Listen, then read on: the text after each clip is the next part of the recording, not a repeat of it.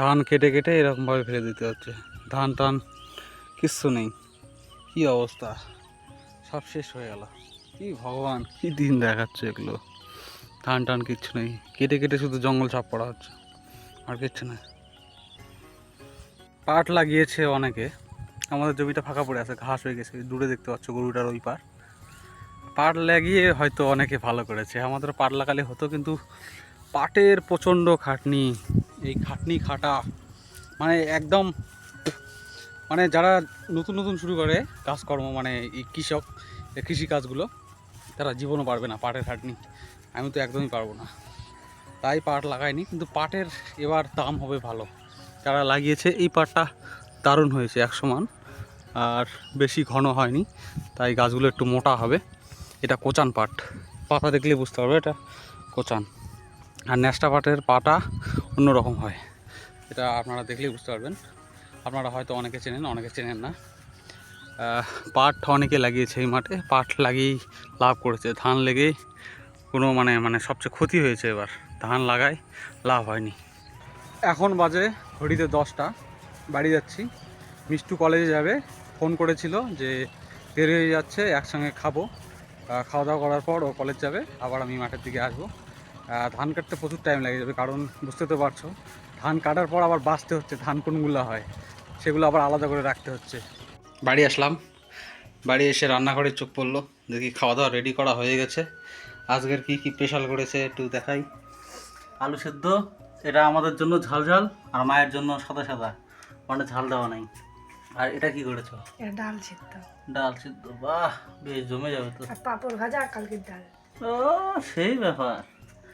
আর তোমার এটা কি ছেঁড়া আছে, ম্যাগির প্যাকেট নাকি এটা? আমি টিফিন বানালাম, কলেজের টিফিন। সেরা খাওয়া দাওয়া হবে। কালকে ডাল একটু আছে, মানে এখন ফাটাফাটি চলে যাবে, তাড়াহুড়ায় খাওয়া দুপুরে গিয়ে সিদ্ধ ভাত খেতে লাগবে, এখন তো ডাল আছে কালকে। হয়। আমি একবারে খাই দিয়ে এখন মাঠে যাবো, যাই একবারে বিকালের মনে চলে আসবো, আচ্ছা, 1টা 2টা বা 3টার দিকে। মা কোথায়? মা মা তো ওই যে ওখানে পাশে ওখানে। ও, সেই ব্যাপার, খাওয়া দাওয়া জমে যাবে। আমি ভাবলাম যে সেদ্ধ ভাত করবে, দেখি অনেক কিছু আইটেম করেছে, বেশ ভালো লাগলো। আর এদিকে আমাদের বিছনার চাদর এবং বালিশের কভারগুলো কেচে দিয়েছে, আমার জামা প্যান্টও আছে কাচে দেওয়ার মধ্যে। এখন আমরা খাওয়া দাওয়া করবো, একটু দেখে আসি যে মা খেয়েছে কিনা, মা কোথায় আছে। পুকুর পাড়ে মা আসে দেখি, মাসিয়াদের বাড়ির সামনে বসে আছে, এই পুকুর পাড় এখানে বসে আছে। নে কি অবস্থা। মিষ্টু কলেজ থেকে এসেছে, আর আমি এসেছি মাঠ থেকে অনেকক্ষণ, কারণ আজকে একটু রোদ উঠেছিল ভালোই। আর মাকে আজকে স্নান করে দিয়েছি, আর চুলটা বড়ই হয়ে গেছে, কাটার কথা মনে থাকতেছে না, কারণ প্রত্যেক দিন কাজ, ভিডিও এডিটিং ওই চ্যানেলের জন্য, তাই সময় হয়ে উঠতেছে না, কাটতে হবে, বড় হয়ে গেছে। আজকে চুলে একটু সাবান দিয়েছি, এই জন্য চুলগুলো এরকম হয়েছে। মায়ের কালকের ভিডিওতে বলেছিলাম যে একটা প্রবলেম হয়েছিল, সেই প্রবলেমটা বলা হয়নি আপনাদের ওই ভিডিওতে। মায়ের প্রবলেম হচ্ছে মা শুনতে পাচ্ছে না, মানে দোকানেই শুনতে পাচ্ছে না।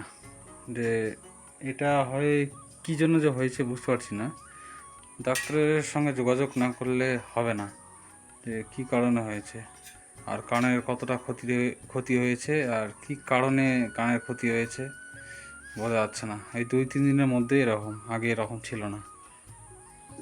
ওষুধের সাইড এফেক্ট কারণে হয়েছে না কী কারণে হয়েছে বোঝা যাচ্ছে না। এখন আবার খাওয়া দাওয়া করবো, আমরা খাওয়া দাওয়া করে নিই। আজকের ভিডিওটা এইটুকুই। ভালো থাকবেন, সুস্থ থাকবেন, দেখা হবে আবার কালকের ব্লগে। টাটা।